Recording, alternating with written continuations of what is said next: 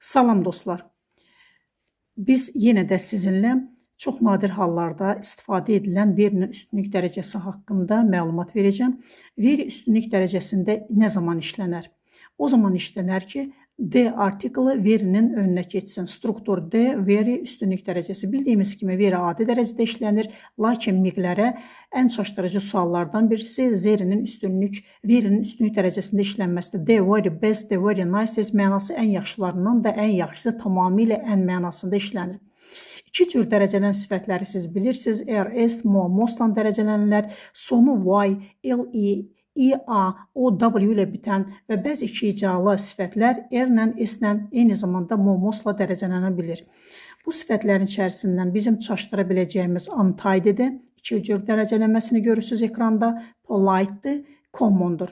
Diqqətinizə görə sağ olun. Videonu bəyənməyi və paylaşmağı unutmayın. Digərləri də faydalansınlar.